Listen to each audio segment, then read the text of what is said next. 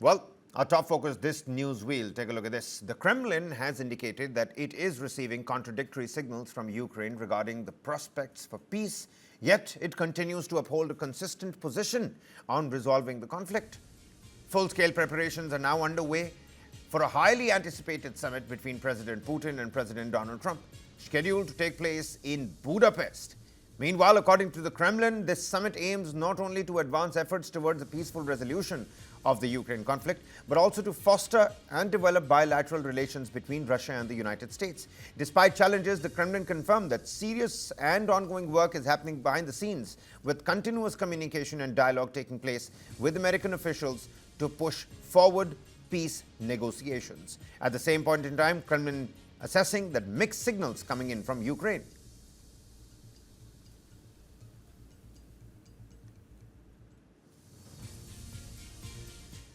And here's a quick report. Ukrainian President Volodymyr Zelensky is once again turning to the West for advanced firepower. This time, it's the United States again, and the US-made Tomahawk cruise missile. And the big question now, could the Tomahawks become the game changer Ukraine desperately needs to reshape the battlefield against Moscow's forces? Well, here's a quick look at the report.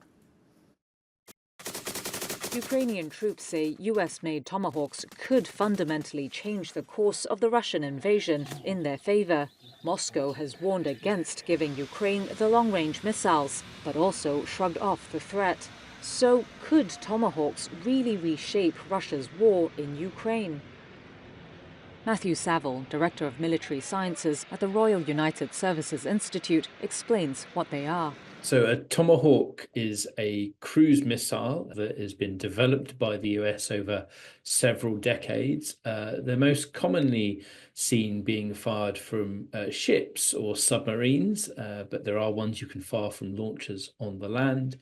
Tomahawks are precision-guided and can strike targets from 1,000 miles away, even in heavily defended airspace.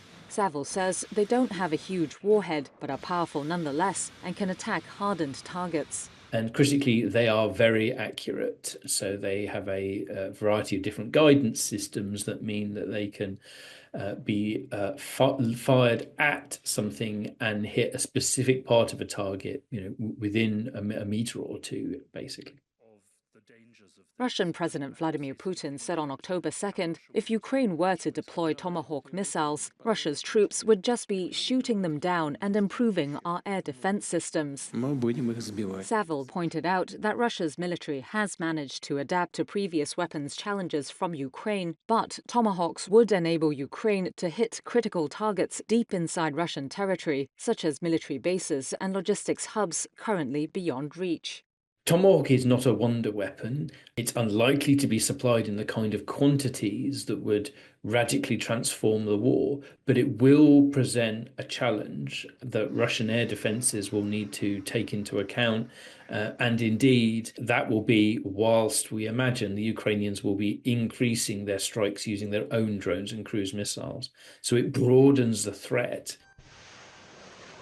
Putin also warned at the same forum that should Ukraine get Tomahawk missiles, it would mark a completely new stage of escalation, including in US-Russia relations. He has previously warned that Russia reserves the right to strike at military installations in countries that let Ukraine use their missiles to hit Russia. However, Saville said Ukrainians would argue that the use of such missiles is in response to increased Russian air assaults. We're now seeing hundreds of drones, the Geran 2, which is in itself really a cruise missile now, copied from the Iranian Shaheds. We have seen continued strikes by Russian ballistic and cruise missiles against Ukrainian military and civilian targets. Ukrainian officials also say Russia has upped its attacks on electricity and gas facilities over the past 2 months, leading some to predict a particularly hard winter as the war approaches its 4th anniversary. Moscow denies targeting civilians.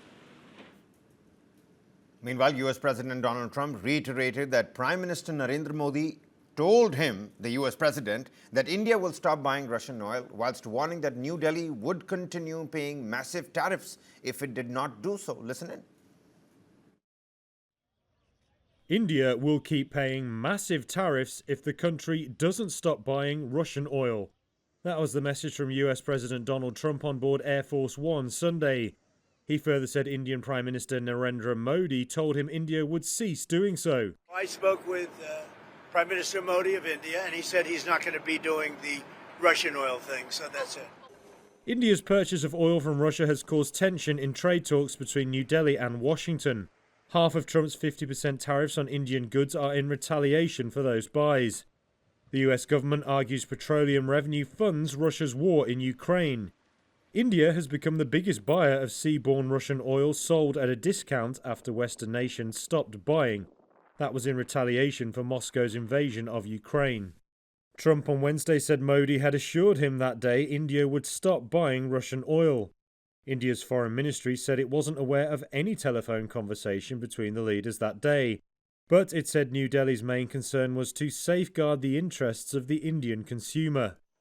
A White House official said Thursday India has halved its buys of Russian oil, but Indian sources said no immediate reduction had been seen. The sources said Indian refiners already placed orders for November loading, including some marked for arrival in December.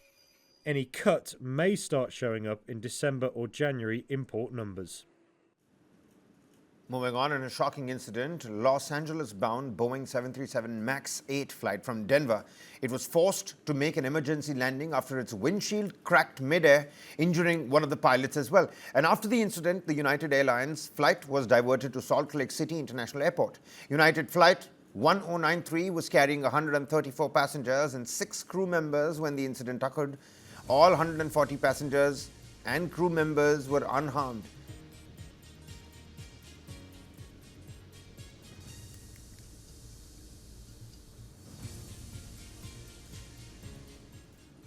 While talking about aviation mishaps and near misses, a cargo plane flying from Dubai skidded off the runway into the sea whilst landing at Hong Kong International Airport, with local media reporting the death of 2 people. The northern runway at the airport currently closed after the incident.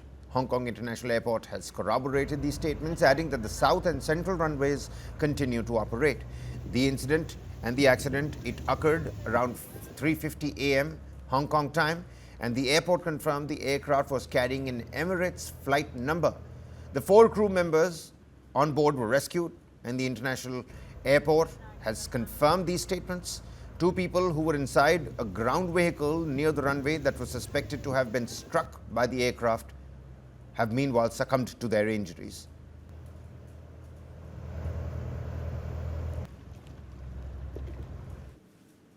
Moving on, after weeks of uneasy calm, the Gaza ceasefire is under serious strain. Israel has launched a series of air and ground strikes across the Gaza Strip, saying it's retaliating after its troops came under attack from Hamas fighters. The Israeli military confirmed targeting terrorists in southern Rafah, who it says fired an anti-tank missile at its forces.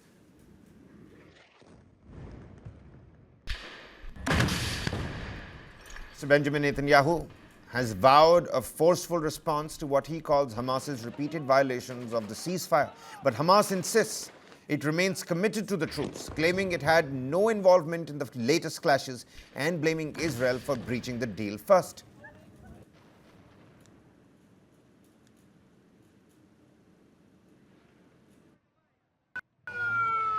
Palestinians were rushed to a hospital in Gaza's Deir al-Balah on Sunday after Israel launched a series of deadly strikes in the enclave, shaking an already fragile ceasefire.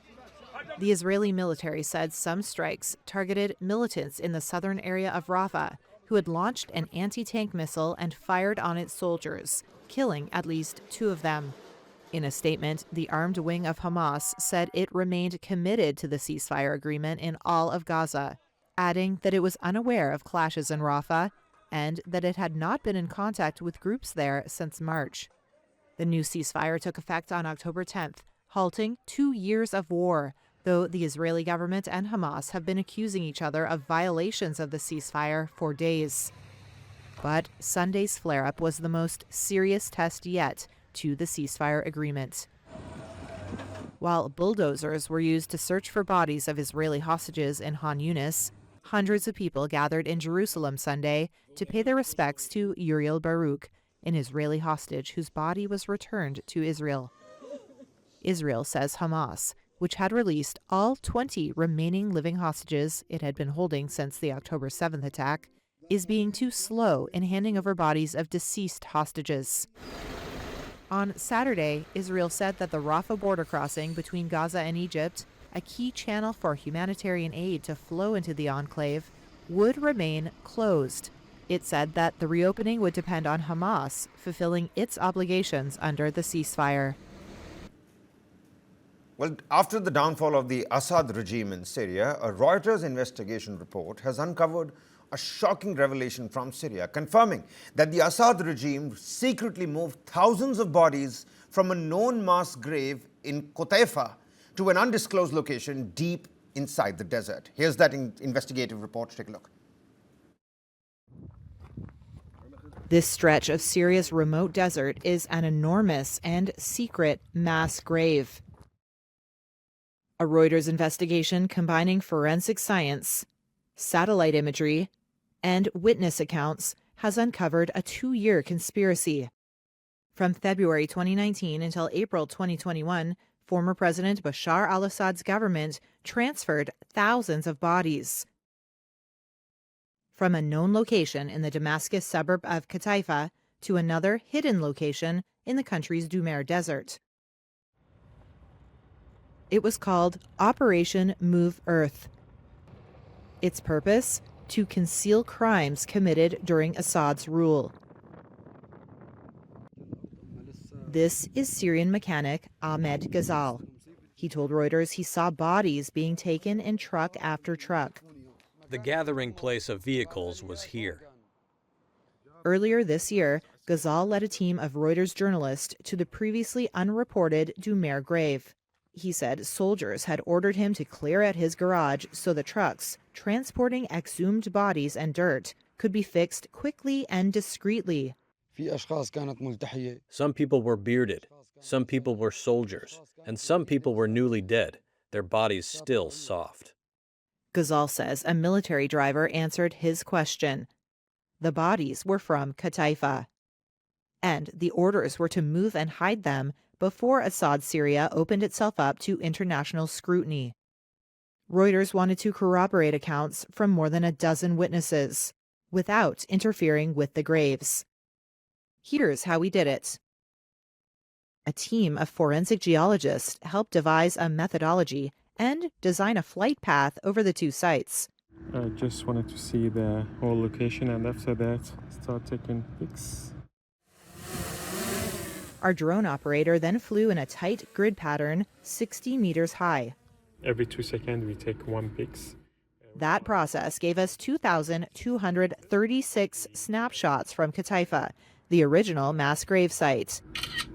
At the Dumer site, we gathered 2,629 images.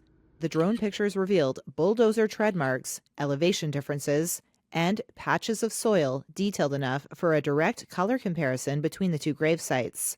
They were then stitched together using specialized software to create 2 high-resolution composite images, 10 times sharper than satellite imagery. You can see distinguishing features on the ground that you can't see with the naked eye. Lorna Dawson is a forensic geologist with the James Hutton Institute. That data can be translated into a measurement to reflect the actual colour of that soil. At Qutaifa, the drone captured detail from pits in the earth. The forensic geologists say this revealed red and yellow subsoils, characteristic of Qutaifa, the kind that likely would have been dug up along with human remains. Dawson believes the composite images suggest that the gray soil above Dumer's trenches reddened and turned darker. That's the kind of change you would expect if Qutaifa's red and yellow subsoils were added to the soil at Dumer. To avoid disturbing the graves, Reuters didn't take any soil fragments. And to make it harder for intruders to find and tamper with the Dumer site before it can be protected, Reuters is not pinpointing its location.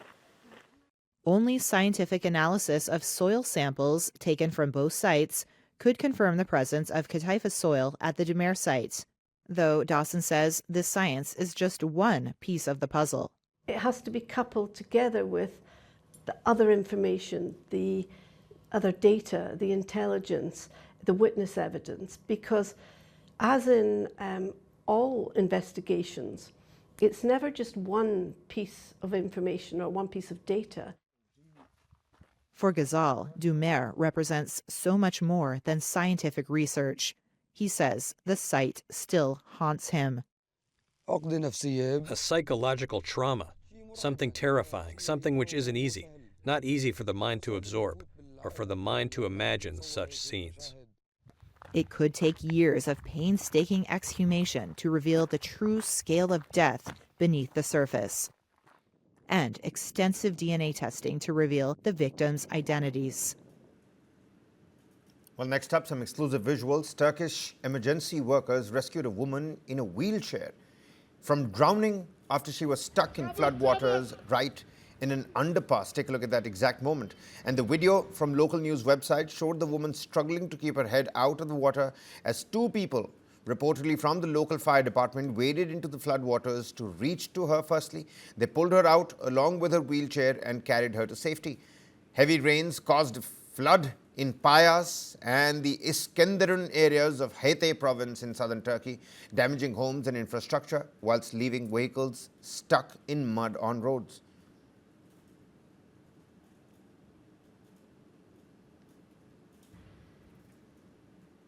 Well, take a look at this. Thieves in balaclavas broke into Paris's Louvre Museum on Sunday in a 4-minute heist using a crane to smash an upstairs window, then stealing priceless objects from an area that houses the French crown jewels before escaping on their motorbikes. Listen in. Thieves broke into France's Louvre Museum and stole priceless jewelry on Sunday from a section that houses the French crown jewels. That's according to the French government, who say the thieves pulled up outside the Louvre on Sunday morning, used a crane to smash an upstairs window, and then escaped by motorbike. Authorities have yet to say what pieces were stolen. France's culture minister Rachida Dati told TV network TF1 it all took only around 4 minutes. We have to say that these are professionals. Organized crime today targets objects of art, and museums, of course, have become targets, because France, as you know, is a country of heritage, a country with historical objects of heritage with great value. A video shot by a museum guide showed visitors filing to the exits, seemingly unaware of the heist. Dati said no injuries were reported and that one piece of jewelry had been found outside the museum. Newspaper Le Parisien said it was believed to be the crown of Napoleon III's wife, Empress Eugenie, and that it was broken. France's interior minister said a specialized police unit that has a high success rate in cracking high-profile robberies has been tasked with investigating the heist. The theft is likely to raise some awkward questions about security at the museum. Earlier this year, the Louvre, which is the world's most visited museum, requested urgent help from the French government to renovate its aging halls and protect its art. The Louvre is home to the Mona Lisa, itself the target of a daring heist in 1911. That involved a former employee who was eventually caught, with the painting returned 2 years later. And take a look at this. Gucci owner Kering has agreed to sell its beauty businesses to L'Oreal for 4 billion euros in a major shift in strategy by new CEO Luca De Meo as he moves to tackle the luxury group's high debt and then again refocus on its core fashion business first. Gucci owner Kering has agreed to sell its beauty business to L'Oreal for $4.6 billion. It's a major shift in strategy by new CEO Luca De Meo as he moves to tackle the luxury group's high debt and to refocus on its core fashion business. Under the deal, French beauty giant L'Oreal will acquire Kering's fragrance line Creed, as well as rights to develop fragrance and beauty products under Kering's fashion labels through a 50-year license. These include Gucci, Bottega Veneta and Balenciaga. The sale is a significant step towards reducing Kering's net debt. It stood at $11 billion at the end of June, on top of $7 billion in long-term lease liabilities, which concerned investors. It's also a major shift in direction by De Meo less than 2 months after taking charge. He's unwinding one of the biggest strategic pivots made by his predecessor, François-Henri Pinault, whose family controls the group. Kering set up its beauty business in 2023 after acquiring perfume maker Creed in an effort to diversify. and reduce its reliance on its Gucci brand, which accounts for most of its profits. But the group has struggled to ramp up business, posting a $70 million operating loss for the first half of the year. The company's also battling declining growth at Gucci. It was hit hard by slowing demand in the key Chinese market.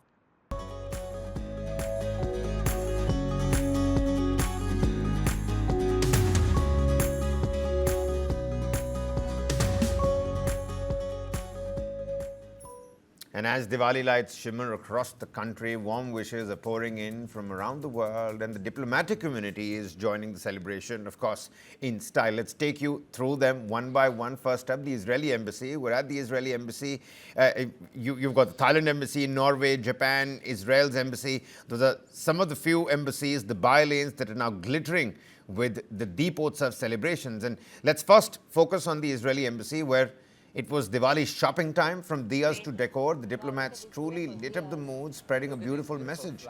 May our homes be filled with love and light today and every day. We can do Angoli in the embassy. Sure. Look how beautiful. Well, we have a lot to be thankful for. Yes. We're thankful for our hostages that are back. We're thankful to be with family. I'm thankful to you. I'm thankful to my followers. Shub Deepavali.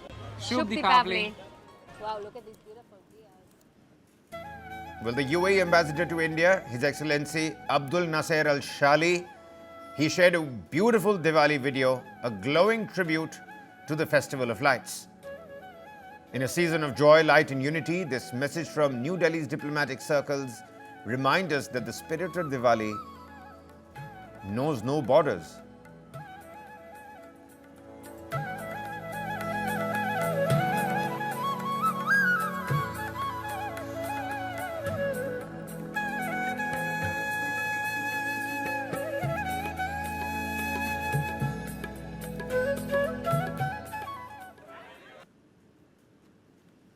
The Royal Thai Embassy in New Delhi shared a joyful video message themselves, with heartfelt wishes for peace and prosperity to all.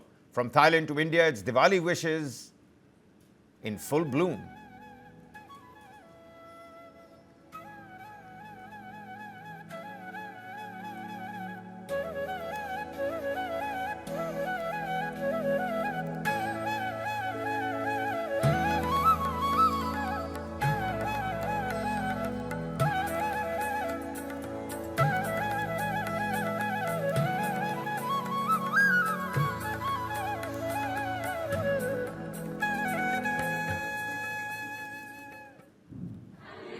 Meanwhile, the Norwegian ambassador joined in too, celebrating this beautiful festival and sending a glowing Shubh Deepavali to everyone. Some of those visuals, take a look.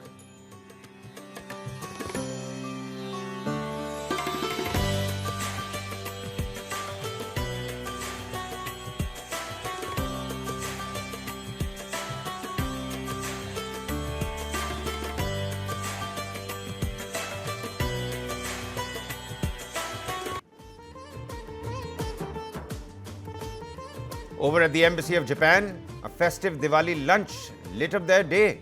Wishes of hope, positivity, and happiness for all. That's the Japan Embassy, all decked up on the occasion of the Festival of Lights.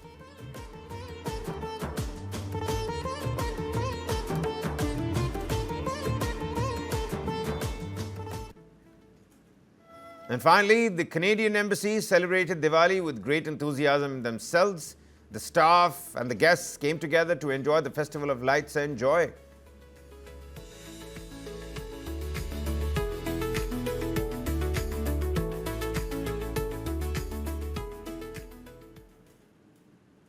And with that, it's a wrap on this edition of the newscast. Once again, from the extended TV9 network family, a very happy Diwali to you and yours. Top developments right on the other side. Keep it at News9.